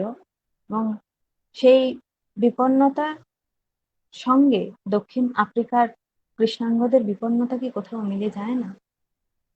আসলে ভৌগোলিক যে কোনো পরিসরেই অত্যাচারের স্বরূপটা যে একই রকম, কানুন সরেন যেন সেই সম্পূর্ণ বিষয়কে একত্রিত করে এক সুতোয় বাঁধতে চেয়েছে। এরপরে আমরা যে কবিতাগুলো নিয়ে কথা বলবো, সেখানে সাঁওতাল সমাজের একটা গুরুত্বপূর্ণ ঘটনা, অর্থাৎ সাঁওতাল বিদ্রোহ। সেই সাঁওতাল বিদ্রোহের অভিঘাত ছিল সাঁওতালদের জীবনে সুদূর প্রসারী, এবং এর ব্যাপ্তিও ছিল তাদের জীবনে একটা সুদূর প্রসারী। কারণ সাঁওতাল বিদ্রোহের পূর্বের তাদের যে জীবন এবং সাঁওতাল বিদ্রোহের পরবর্তীকালে তাদের যে জীবন, তার মধ্যে আকাশ পাতাল প্রভেদ আছে। সাঁওতাল বিদ্রোহের পূর্বে, অর্থাৎ অষ্টাদশ শতাব্দীর সময় পর্বের দিকে যদি ফিরে তাকানো যায়, তারা স্বাধীনভাবে জীবনযাপন করছেন, মনের আনন্দে চাষবাস করছেন, তাদের সমাজের রীতিনীতি নিয়ে তারা তাদের জীবনে আনন্দের সঙ্গে বসবাস করছে, জীবনযাপন করছেন। কিন্তু ইংরেজরা আসার পরবর্তীকালে তাদের জীবন একটু একটু করে বদলাতে শুরু করে। এবং আমরা জানি যে সেই বদল ভালো বদল ছিল না। এই সময় পর্বে ২-৩টে ঘটনার কথা আমাদের বলতে হবে। একদিকে রেলপথের প্রসার ১৯ শতকের একদম শুরুর দিকে। এর পাশাপাশি রেলপথ যত প্রসারিত হচ্ছে সেখানে কয়লার যোগানের প্রয়োজন হচ্ছিল। যার ফলে আমরা দেখব যে রানীগঞ্জ, আসানসোল এইসব জায়গায় কয়লা খনি গড়ে উঠছে। তার পাশাপাশি ১৯ শতকের শুরুর দিকেই ব্রিটিশ ইস্ট ইন্ডিয়া কোম্পানি চা চাষের একটা লাভ দেখতে পান। অর্থাৎ চা চাষকে কেন্দ্র করে বিপুল মুনাফা অর্জনের একটা আশা তারা দেখতে পান। ফলে চা চাষের একটা প্রসার ঘটছে। এই ৩টে বিষয় সাঁওতালদের জীবনকে বিশেষভাবে প্রভাবিত করেছিল। কিন্তু তার আগে আরেকটি বিষয় আছে। সেটা হচ্ছে কর্নওয়ালিস প্রবর্তিত চিরস্থায়ী বন্দোবস্ত। অষ্টাদশ শতকের একদম শেষ লগ্নে ১৭৯৩ যখন এই চিরস্থায়ী বন্দোবস্ত চালু করা হচ্ছে এবং এই আইনটির ব্যবহার করে অবস্থা সম্পন্ন মানুষেরা অর্থাৎ জমিদার মহাজনেরা বিভিন্ন ধরনের অত্যাচার শুরু করে। যার মধ্যে একটা ছোট্ট উদাহরণ দিই, যে ধরা যাক কোনো সাঁওতাল সে লেখাপড়া জানে না এবং সে বাধ্য হয়ে ধার নিচ্ছে এক ধামা ধান। মহাজন কি করছে, একটা সাদা কাগজে তাকে টিপছাপ দিয়ে নিচ্ছে এবং সেখানে কি লেখা আছে ওই সাঁওতাল জানে না। যখন সে বাড়ি ফিরে আসছে, চাষবাস করছে এবং পরের বছর বা কিছুটা সময় অতিক্রান্ত করে যখন ফিরে গিয়ে সে এক ধামা ধান ফেরত দিচ্ছে কিংবা তার বেশি ফেরত দিচ্ছে, মহাজন বলছে না, তোর ধার তো শোধ হবে না, ধারের সুদ তো অনেক জমে গেছে। এবং এটা চলতে চলতে এই ধার চক্রের প্রক্রিয়া থেকে বেরোনোর আর কোনো পথ তাদের ছিল না। এবং আস্তে আস্তে এই ধার থেকে শুরু হলো বেঠো বেগারি, অর্থাৎ কিনা সহজভাবে বলতে গেলে দাসপ্রথা। অর্থাৎ ওই সাঁওতাল যে ধার নিয়েছিল ওই মহাজনের কাছে, সে ওখানেই নিখরচায় কাজবাজ করবে এবং তার বাধা দাস হয়ে থাকবে, কারণ সে ওই যে এক ধামা ধান নিয়েছে। এখন এই চিরস্থায়ী বন্দোবস্ত ক্রমশ সাঁওতালদের ভূমিহীন করে তুলছিল, কারণ এই ধার চক্র বাড়তে বাড়তে তাদের জমি জমা সমস্ত কিছুই বাধা পড়ছিল। এর সঙ্গে এসে যুক্ত হলো এই রেলপথের প্রসার এবং চা চাষ। এবং এর মাঝখানে এলেন কিছু সুযোগ সন্ধানী মানুষ, যাদেরকে আমরা আরকাঠি নামে জানি। আরকাঠিরা এলেন যাদের এরকম দুরবস্থা, যারা মানে দাসত্বের শৃঙ্খল পায়ে পড়ে ফেলেছে, সেই জীবন থেকে বাঁচবার আর তাদের কোনো উপায় নেই। তাদের এই অসহায় অবস্থায় তারা বন্ধুর মতো করে এসে তাদের সঙ্গে ব্যবহার করছেন এবং তাদেরকে বলছেন যে এই জীবন থেকে যদি মুক্তি পেতে চাও তাহলে একমাত্র পথ হচ্ছে ওই কয়লা খনিতে কিংবা চা বাগানে গিয়ে কাজ করা। এরকম ভাবে ক্রমশ সাঁওতালদের আমরা দেখছি যে অভিবাসী হতে, অর্থাৎ কিছু মানুষ যাচ্ছেন কয়লা খনিতে কাজের উদ্দেশ্যে এবং একটা সুন্দর জীবনের স্বপ্ন তাদেরকে দেখানো হচ্ছে এবং ক্রমশ স্বাধীন চাষি থেকে তারা হয়ে উঠছে কুলি মজুর এবং শ্রমিক। এবং এই কয়লা খনিগুলিতে কেবল সাঁওতাল সম্প্রদায়ের মানুষদেরকেই যে নিয়ে যাওয়া হচ্ছে তা নয়, তার সঙ্গে সঙ্গে অন্যান্য আদিবাসী সম্প্রদায়ের মানুষদেরকেও নিয়ে যাওয়া হচ্ছে, কারণ একমাত্র উদ্দেশ্য হচ্ছে স্বল্প টাকায় স্বল্প বেতনে তাদেরকে অনেক বেশি করে পরিশ্রম করিয়ে নেওয়া যাবে। এবং এই পুরো বিষয়টি যখন চলছে এবং সাঁওতাল সমাজে এর একটা গভীর প্রভাব পড়তে শুরু করেছে এবং এই সময় পর্বেই আমরা আস্তে আস্তে দেখব যে সিধু কানু আসছেন এবং সিধু কানু, চাঁদ ভৈরব, তারা চার ভাই, বিশেষ করে সিধু কানু উদ্যোগী হচ্ছেন এবং তারা প্রতিবাদ জানাচ্ছেন। এবং এই যে ধার নেওয়ার যে বিষয়টি, এই পুরো বিষয়টি তাদের কাছে অত্যন্ত ছল চাতুরির অর্থাৎ এর মধ্যে লুকিয়ে থাকা যে ছল চাতুরি, সেই বিষয়টি তারা ধরে ফেলতে পারছেন এবং সমস্ত বিষয়টি তাদের কাছে ভীষণ উদ্বেগজনক মনে হচ্ছে এবং তাদের সমাজের মানুষেরা এইভাবে আম মানে একেবারে দাসের জীবনযাপন করছে। তাদের স্বাধীন চাষী থেকে তারা দাসে পরিণত হচ্ছে। এই সমস্ত বিষয়গুলি তাদেরকে ভীষণভাবে আ অতিষ্ঠ করে তুলছিল। তাদের কাছে ভীষণভাবে যন্ত্রণাদায়ক মনে হচ্ছিল এবং তারপরে আমরা দেখব যে এইরকম ভাবে ক্ষোভ পুঞ্জীভূত হতে হতে, অসহায়তা পুঞ্জীভূত হতে হতে, যন্ত্রণা পুঞ্জীভূত হতে হতে ক্রমশ তার একটা বহিঃপ্রকাশ সাঁওতাল বিদ্রোহের মধ্যে আমরা দেখব। এখন এই সাঁওতাল বিদ্রোহকে পরবর্তীকালে মার্শাল হেমব্রমের মতো কবিরা কিভাবে দেখছেন? কখনো তারা সাঁওতাল বিদ্রোহ করতে যাওয়ার সময় মানুষের মধ্যে যে উত্তেজনা, স্বাধীন জীবনের যে আকাঙ্ক্ষা কাজ করছিল, কখনো তারা সেই অনুভূতি আবেগকে ধরেছেন, আবার কখনো সাঁওতাল বিদ্রোহ হওয়ার পূর্বের যে সাঁওতালদের অবস্থা, তাদের অসহায়তাকে তারা ধরবার চেষ্টা করেছে। যেমন মার্শাল হেমব্রমের একটি কবিতা আমরা পাচ্ছি, তীর ধনুক ধরতেই হবে। তিনি বলছেন, চিৎকার করে বলছো এই তৈরি করা জমি খামার পুকুর বাড়ি এগুলো নাকি আমার নয়? লাল চোখে হুকুম করছো এগুলো ছেড়ে চলে যেতে হবে, যেখানে খুশি ঠিকানাহীন। কিন্তু এই জায়গাকে ঘিরে ছিল গল্পের রাজত্ব, গাছপালা গহন অরণ্য, বসতিহীন। কায়িক শ্রমে জঞ্জাল সরিয়ে পরিষ্কার করে বানিয়েছি বাসযোগ্য সংসার, সুখের সংসার।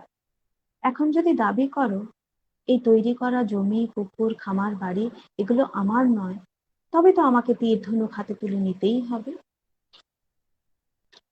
আবার মার্শাল হেমব্রমেরই আরেকটি কবিতা রয়েছে ম্যাজিশিয়ান, যেখানে একটা ভীষণ ব্যঙ্গের ভাব প্রকাশ পেয়েছে। হুশ মন্তর, বাচ্চা লোক তালিয়া বাজাও, ম্যাজিশিয়ান দেখায় ম্যাজিক। এক হাতে তার জাদুকাঠি, আর হাতে আয়না। জাদুকাঠি ছোঁয়াতেই আয়নায় দেখা গেল 1850 সাল। বাবুলোক, হামারি ই ম্যাজিকের নাম আছে আরসি ম্যাজিক। হুশ মন্তর, হি হি হি হা হা হা। দেখো দেখো বাবুলোক, আরশি का खेल देखो। আয়নায় দেখা গেল শালগিরা হুল, সাঁওতাল হুল। একদিকে ব্যঙ্গ, আরেকদিকে সাঁওতাল বিদ্রোহ ক্রমশ নিজ রূপ ধারণ করছে। বহু মানুষ এসে সেই আগুনে ক্রমশ নিজেদেরকে কিভাবে নিজেদের জীবনকে উৎসর্গ করবেন এবং নিজেদের কিভাবে এই বিদ্রোহের সঙ্গে যুক্ত করবেন, সেই সমস্ত বিষয় এই মার্শাল হেমব্রমের ম্যাজিশিয়ান কবিতাটির মধ্যে প্রকাশিত হচ্ছে। এবং এই ম্যাজিশিয়ান এই শব্দটির মধ্য দিয়ে আসলে তিনি তীব্র ব্যঙ্গের ভাব প্রকাশ করতে চান। আবার আরেকদিকে সোনা হেমব্রমের একটি কবিতা রয়েছে, যেখানে তিনি ভাষার গুরুত্বের কথা স্মরণ করিয়ে দিতে চাইছেন। তিনি বলছেন, ভাষাই হলো খেরোয়াল জাতির সর্বাধিক নির্ভরযোগ্য আইনা। ভাসিয়ে দিও না তাকে সমুদ্রের গভীর জলে। তাকে বড় করে তোলো আদর ও ভালোবাসার দ্বারা। তার মুখ চুম্বন করে, তার ক্রমাগত খেরোয়াল ভাষায় কথা বলে তাকে শ্রদ্ধা জানাও। উজ্জ্বল হয়ে উঠবে আলোয় সারাটিক্ষণ যদি তার সেবা যত্ন করো, তাহলে তা দীপ্ত হয়ে উঠবে ঠিক মানুষের মতো। অর্থাৎ কিনা মানুষের জীবনকে ঠিক যেরকম ভাবে লালন পালন করা হয়, যত্ন নেওয়া হয় এবং মানুষের জীবন যত্নের দ্বারা সুন্দর হয়ে ওঠে, ভাষারও ঠিক একই রকম ভাবে যত্ন প্রয়োজন। ভাষাও ঠিক গাছের মতোই, যত তাকে রক্ষণাবেক্ষণ করা হবে, যত তার যত্ন নেওয়া হবে, যত তার গোড়ায় জল দেওয়া হবে, ততই সে আরো বেশি করে সতেজ হয়ে নিজের ডালপালা মেলে ধরবে। ঠিক একই ধরনের মানে ঠিক ভাষাকে কেন্দ্র করে নয়, কিন্তু সাহিত্য অর্থাৎ ভাষার যেরকম জীবনে গুরুত্ব রয়েছে, সমাজে গুরুত্ব রয়েছে, তেমনি সাহিত্যিকেরও একটা বিশাল দায়িত্ব রয়েছে এবং সেই দায়িত্বের কথা স্মরণ করিয়ে দিচ্ছেন দুগাই টুডু। তিনি বলছেন, লেখক তোমার লেখনী চলুক, লেখক তোমার লেখনী চলুক, লেখো মানুষের কথা। শিষ্টাশিষ্ট মন্দ ভালো, জ্ঞান ও গরিমা শিক্ষার আলো। ভুলো না লিখতে মনের গহনে যত সে গোপন ব্যথা। লেখক তোমার লেখনী চলুক, লেখো মানুষের কথা। এবং এর পরের অংশে তিনি বারবার করে বলতে চাইছেন যে সাহিত্য এমন একটি বিষয় যার ক্ষমতা অসীম। যা মানুষকে অন্ধকার থেকে আলোর দিকে নিয়ে আসতে পারে, যা মানুষকে জীবনের বিভিন্ন উপাদান সম্পর্কে পরিচিত করতে পারে, যা মানুষকে বেঁচে থাকবার রসদ যোগায় এবং যা মানুষকে একটা জীবনের গভীরতায় পৌঁছে দেবে। অর্থাৎ কিনা সাহিত্য এবং সাহিত্যিকের দায়িত্ব অসীম, এবং সাহিত্যিকে তো পারেন জীবনের বিভিন্ন বিচ্ছুরণকে একত্রিত করে তুলে ধরতে। ফলে ডুগাই টুডু সাহিত্যিকের দায়িত্বকে যেন স্মরণ করিয়ে দিতে চাইছেন। এই যাবৎ কাল অব্দি যে কবিতাগুলো নিয়ে আমরা কথা বললাম, মোটামুটি ভাবে আমরা দেখছি যে সেখানে বস্তুনিষ্ঠ ভাবনাই বেশি করে প্রকাশিত হচ্ছে। কিন্তু একটুখানি যদি আমরা অনুভূতির গভীরে যাওয়ার চেষ্টা করি, অর্থাৎ কবিদের অনুভূতির গভীরে যদি যাওয়ার চেষ্টা করি, সেখানে তারা জীবনের বিভিন্ন অনুভূতিকে কিভাবে তুলে নিয়ে আসছে। যেমন পরায়ণী টুডু, তিনি বিচ্ছেদ নিয়ে একটি কবিতা লিখছেন, যারা চলে গেছে। অর্থাৎ মানুষের জীবনের একটা একেবারে অবশ্যম্ভাবী একটা অনুভূতি হচ্ছে বিচ্ছেদ। এই বিচ্ছেদের অনুভূতি আমাদের কম বেশি সবারই অভিজ্ঞতা আছে এবং হতেই হবে। জীবন যেখানে আছে, মিলন যেখানে আছে, সেখানে বিচ্ছেদ তো থাকবেই। তিনি বলছেন, যারা চলে গেছে আমাদের পেছনে ফেলে, তাদের জন্য তিক্ত হয়ে ওঠে পূর্ণ অবয়ব। যে পথে গিয়েছে তারা চলে, এখনো যায় যে দেখা তাদের পায়ের চিহ্ন। সারিবদ্ধ কুটির ঘেরা পরিবারে মানুষজনের মন ও জীবন পাথরের মতো কঠিন হয়ে যায়, তবুও অন্তর গলে জল ঝরে পড়ে। কুয়াশার মেঘে ঢেকে যায় শোকের গুচ্ছে বাঁধা ঝরা বালি গাছের শাখা, পথে হেঁটে যেতে বড় নিঃসঙ্গ বোধ হয়, ভয়ের আতঙ্ক জাগে নির্জন পথে। অর্থাৎ বিচ্ছেদের যে যন্ত্রণা, সেই যন্ত্রণা ঠিক কি ভাষায় প্রকাশ করা যায়? একা একটা মুহূর্তে, কিংবা ধরা যাক বাহ্যিকভাবে মনে হয় যে বিচ্ছেদকে আমি মেনে নিয়েছি, এই বিচ্ছেদ সম্পর্কে আর আমি ভাববো না। ঠিক আছে, জীবনে বিচ্ছেদ আছে, মিলন যেমন আছে, বিচ্ছেদও আছে। আমরা নিজেদেরকে যতই আহ আশ্বস্ত করবার চেষ্টা করি না কেন, কিন্তু কোথাও গিয়ে এই বিচ্ছেদের অনুভূতি মনের মধ্যে একটা রক্তক্ষরণ তো করেই, এবং সেই রক্তক্ষরণ আরো বেশি করে বেড়ে যায় যখন মনে হয় যে সে বিচ্ছেদ যার সঙ্গেই হোক না কেন, যে কোনো সম্পর্কের সঙ্গেই হোক না কেন, যেমন ধরনেরই বিচ্ছেদ হোক না কেন, তার একটা গভীর দীর্ঘস্থায়ী ছাপ সে রেখে যায় মানুষের মনে। এবং যারা চলে গেছে তারা তো গেছেই, কিন্তু পেছনে তো তাদের স্মৃতিটুকু রেখে গেছে। পরায়ণী টুডু অনুভূতির সেই গভীরতায় আমাদেরকে নিয়ে যেতে চাইছেন। এরকমই আরেক ধরনের জীবন দর্শন আমরা দেখতে পাই ডুগাই টুডুর অক্ত বলে একটি কবিতায়, যাকে বাংলা করলে দাঁড়ায় সময়। তিনি বলছেন, যদি তাড়ামাম মেনকাদাম দে তাড়াম হদমে, পাড়া আম মেনকাদাম দে লগন পাড়া। সমাজ সুসর করে দো দে উসরা সেটেরা মে, তেহিন্দ বাং গাপা কমি বাংকাতে কমি হদমে। অক্ত দো নং কানা কানা লৌটো কটিচহ বাই তঙ্গিত কানাই। আমা লক্তিয়ানা হেনা খান দে জুরুর গে কমি মেমা। যদি বাংলায় এটাকে বলি, যদি তুমি হাঁটতে ভেবেছো তাহলে হাঁটো, যদি তুমি পড়বে ভেবেছো তাহলে পড়ো। সমাজের শুশ্রূষার জন্য, সমাজকে এগিয়ে নিয়ে যাওয়ার জন্য যা তুমি করবে ভেবেছো, তুমি করে ফেলো। কারণ সময় কারোর জন্য অপেক্ষা করে না, বড় ছোট কারোর জন্য অপেক্ষা করে না। তুমি সময়ের সঙ্গে চলবে, তবেই সময়ও তোমাকে সঙ্গে নিয়ে যাবে। এবং সময়ের যে গুরুত্ব, সে সম্পর্কে তো কিছু কথা বলাই বাহুল্য। আমরা কম বেশি সবাই এই সময়ের গুরুত্ব সময়ের সঙ্গে বিশেষভাবে টের পাই। অর্থাৎ কিনা সময় এমন একটা বিষয় যার কাছে সবাই সমান, সে বড় হোক ছোট হোক, সমাজের যে জায়গাতেই অবস্থান করুক না কেন, অর্থনৈতিক যে অবস্থাতেই অবস্থান করুক না কেন, সময়ের দ্বারা সবার জীবনে নিয়ন্ত্রণ।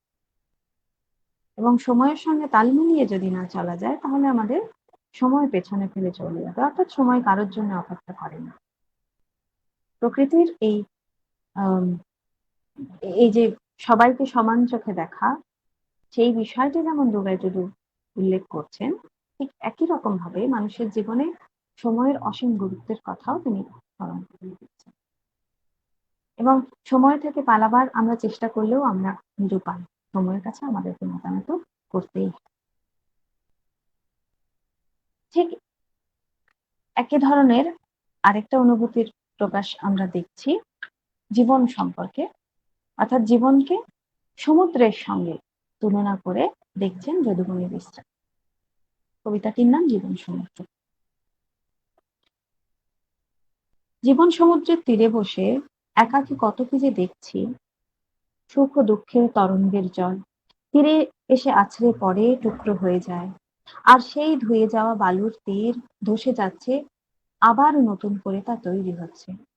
কতক্ষণ ধরে যে এই খেলা দেখা যাবে আর কোথায় যে এর শেষ, তাকে কিছুই বোঝা যাচ্ছে না। শুধু পাহাড়ের মতো জলোচ্ছ্বাস, শুধু জল আর জল। সমুদ্রকে কে বা মেপে দেখেছে? আর না দেখার কি বা আছে ওই গভীর সমুদ্রে? সাপ, মাছ, কুমির, প্রবালের সারি আর কত কি। আর সোনা হীরায় পূর্ণ হয়ে আছে ওই সমুদ্র, কে জানে।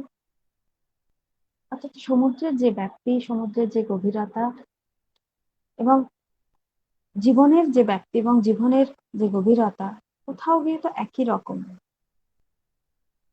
সমুদ্রও ঠিক যেরকম ভাবে অনেক সময় অনেক কিছু কেড়ে নেয়, আবার অনেক কিছু ফিরিয়েও দেয়। জীবনও তো তাই।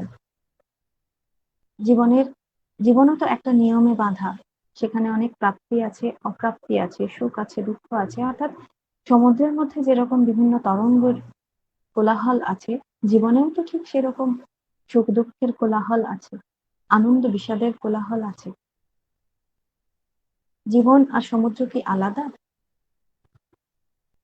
কোথাও গিয়ে যেন যদুমণি বসরা জীবনকে এবং সমুদ্রকে মিলিয়ে দিতে চাইছেন, এবং সমুদ্রের গভীরে যত যাবে এবং যত যাওয়া যাবে এবং সমুদ্রের গভীরে অনেক রহস্য সে যেন নিজের মধ্যে লুকিয়ে রেখেছে।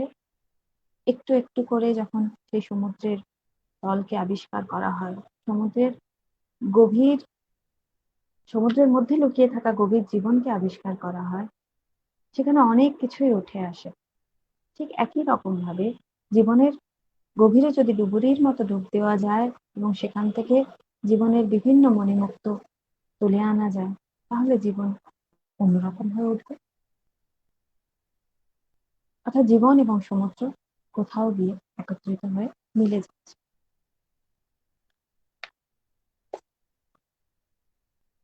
সারদা প্রসাদ কিস্কুর আরেকটি কবিতার কথা বলে আমরা আমাদের আজকের বক্তব্য শেষ করব।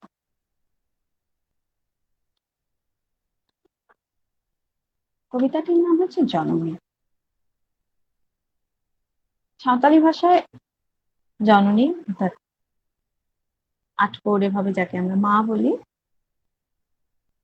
মাকে আয়ো বলে সম্বোধন করা হয়।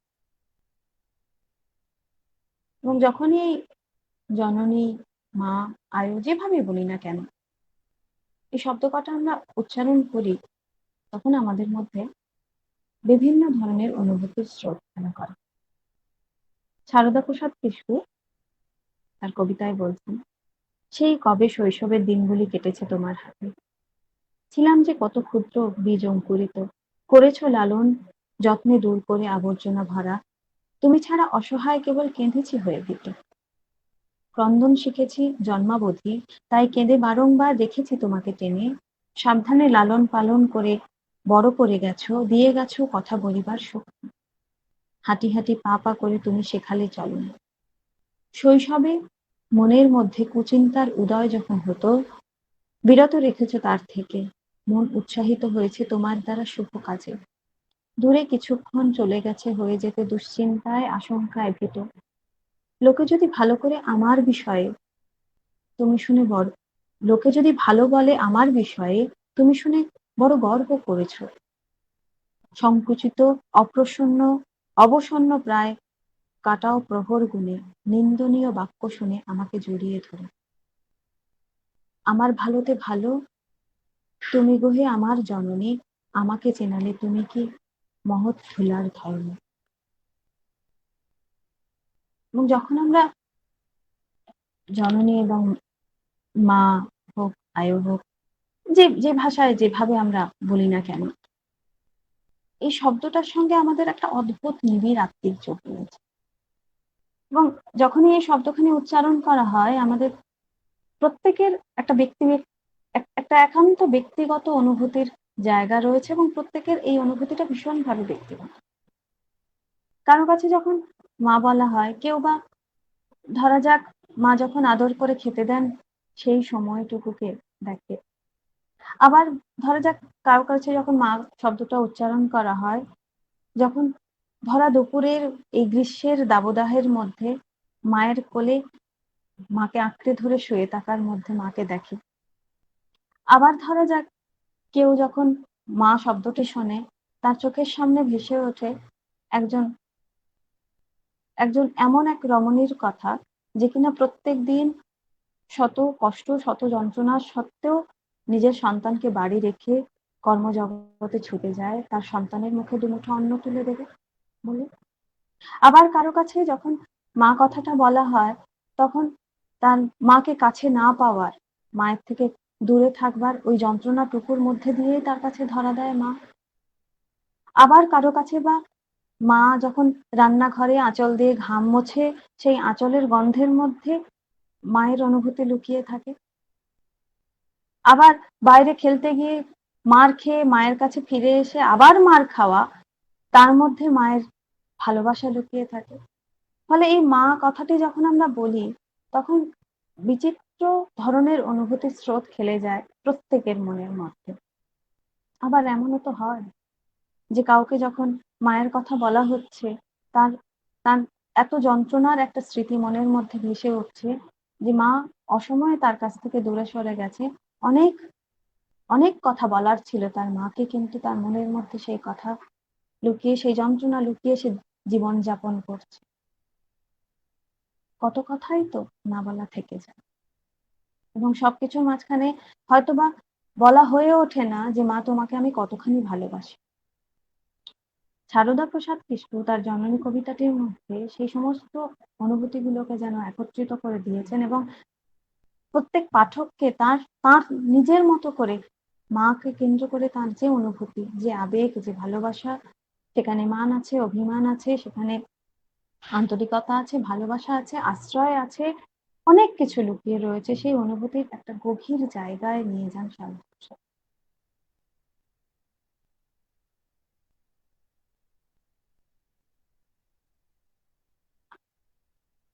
আমরা এই অল্প সময়ের মধ্যে সাঁওতালি কবিতা নিয়ে হয়তোবা একদম প্রাথমিক ধারণাই আপনাদের দিতে পারলাম, কিন্তু আমরা এই আশা পোষণ করব যে আগামী দিনে যখন আপনারা সাঁওতালি সাহিত্য নিয়ে চর্চা করতে আরো আগ্রহী হয়ে উঠবেন, তখন সাঁওতালি কবিতা আপনাদের কাছে একটা ভিন্ন ধরনের মাত্রা নিয়ে আসবে এবং আপনারা আরো বেশি করে সাঁওতালি সাহিত্য, সাঁওতালি কবিতা চর্চায় আগ্রহী হবেন, এটুকু আশা পোষণ করে আমি আজকে আমার এই বক্তব্য শেষ করছি।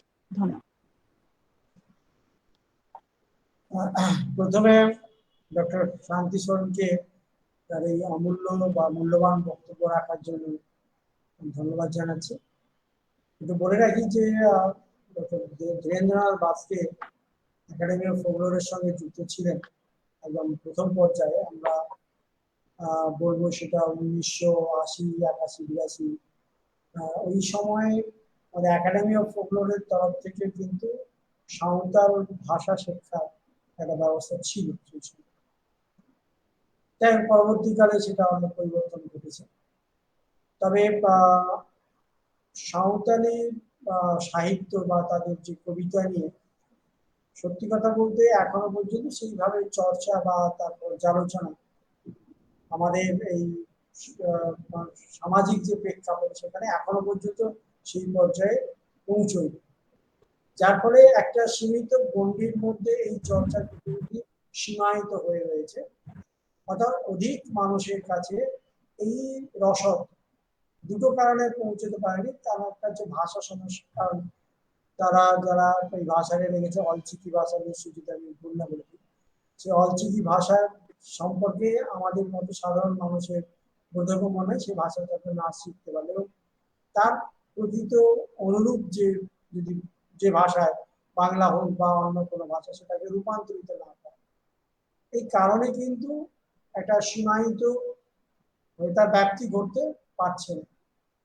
আজকের আপনার যে আলোচনা, সেই আলোচনায় আমরা মোটামুটি একটা সাঁওতাল যে সমাজ, শুধু সাঁওতাল সমাজ না, আদিবাসী সমাজ জীবনের যে ধারাবাহিকতা এবং সেটা ইতিহাসের প্রেক্ষাপটে, সামাজিক প্রেক্ষাপটে এবং প্রশাসনিক রীতির প্রেক্ষাপটে যে বিবর্তন ঘটেছে, তাদের এই জীবনাচয়নের যে পরিবর্তন ঘটেছে এবং সেই ঘটনা প্রবাহ সূত্র ধরে আপনি যে সমস্ত কবিতা মানে সংবেদনশীল যে কবিরা তাদের যে রচনা, সেই রচনায় আপনি সুন্দরভাবে ব্যাখ্যা দিয়েছেন, সুন্দরভাবে তুলে ধরেছেন। আমি আমরা গ্রাম্য জীবন থেকে বড় হয়ে ওঠা প্রেক্ষাপটে আমরা যেখানে ছোটবেলায় কাটিয়েছি বা কিছু কাজের ক্ষেত্রে আমরা মূলত আদিবাসী এবং সাঁওতাল পরিবারের কাছাকাছি আমরা থাকার সুযোগ ঘটেছে এবং সেক্ষেত্রে দেখেছি তাদের যে জীবনাচয়নের যে রীতি, তারা যেমন একটা দিক আছে এবং আমাদের যে তথাকথিত যে লোক জীবন আয়োজন, তার সঙ্গে একটা মেলবন্ধন ঘটেছে এবং কিছু ক্ষেত্রে যেতে একদম যখন একটা নিজস্ব বাতাবরণের মধ্যে থাকছে তখন কিছুটা দূরত্ব মেনটেন হচ্ছে। এই একটা ত্রিকোণ প্রেক্ষাপটে দাঁড়িয়ে কিন্তু এই সমাজ জীবনটা বিবর্তিত হয়েছে এবং সত্যি কথা বলছি, সেটা যে কোনো কারণে হোক, সেটা সমাজের শিক্ষা কেন্দ্রিক প্রেক্ষাপট হতে পারে, সমাজের রীতিনীতির প্রেক্ষাপট হতে পারে। এই আদিবাসী আমরা যাকে বলছি বা সাঁওতাল সম্প্রদায়, বিশেষ করে আমাদের পশ্চিমবঙ্গে যাদের বেশি বসবাস এই নিম্নবঙ্গের দিকে, তারা কিন্তু ইতিহাসের প্রেক্ষাপটে তারা শ্রমজীবী মানুষের রূপান্তরিত হয়েছে এবং নিজস্ব যে সম্পদ তার থেকে তারা বিচ্যুত ঘটেছে নানা কারণে এবং সেজন্য পরবর্তীকালে আইন পাস করে সেটাকে দমানোর চেষ্টা করা হচ্ছে। সেটা কতখানি বাস্তবায়িত হয়েছে, কোথাও হচ্ছে কোথাও হচ্ছে না, রাজনীতির প্রেক্ষাপট, সামাজিক প্রেক্ষাপট দাঁড়িয়ে। এবং এই সাঁওতাল কবিদের যে রচনা, যেখানে তাদের ইতিহাস লুকিয়ে আছে, তাদের জীবনাচরণের দিকগুলো লুকিয়ে আছে এবং একটা সমাজ জীবনের যে জন্ম থেকে মৃত্যু পর্যন্ত যে প্রেক্ষাপট এবং এই প্রেক্ষাপটে দাঁড়িয়ে যে বিভিন্ন আচার অনুষ্ঠান আছে, বিভিন্ন উৎসবগুলো আছে এবং রীতিনীতিগুলো আছে, সেই রীতিনীতিগুলো এই কবিতার মধ্যে সুন্দরভাবে প্রতিফলিত হয়েছে, যেটা আপনি উল্লেখ করেছেন। যদিও সেটা প্রথমেই আপনি বলেছেন যে কোনো সাহিত্যের ক্ষেত্রে যে মৌখিক সাহিত্য এবং লিখিত সাহিত্য, মৌখিক সাহিত্যের ক্ষেত্রে অনেক আরো বেশি করে প্রতিফলিত হয়েছে এবং লৌকিক সাহিত্যের ক্ষেত্রে তবে একটা ছোট্ট জায়গা আমি একটু ইন্টারাপ্ট করছি, একটা ছোট্ট জায়গা আমি একটু অমিট করে গেছি, সেটা হচ্ছে সাঁওতালদের সঙ্গে প্রকৃতির যে নিবিড় যোগ। আসলে এই বিষয়টা নিয়ে বলতে গেলে শুধু ওটা নিয়েই বলতে হবে, এত দীর্ঘ আলোচনা দাবি করে।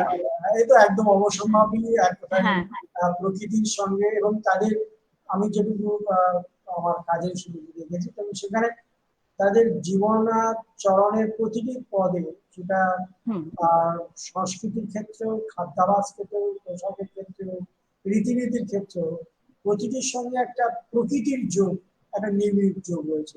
তো প্রকৃতিকে বাদ দিয়ে তারা কিন্তু কখনোই নয় এবং আমরা দেখেছি প্রকৃতিকে বাদ দিয়ে তারা কখনোই বাঁচতে, তাদের জীবন চারণ করতে চায় না এবং সেটা প্রকৃতির বলেই কিন্তু তারা বারবার সেখানে যত কষ্টই হোক না কেন সেখানে কিন্তু তারা ফিরতে চায়।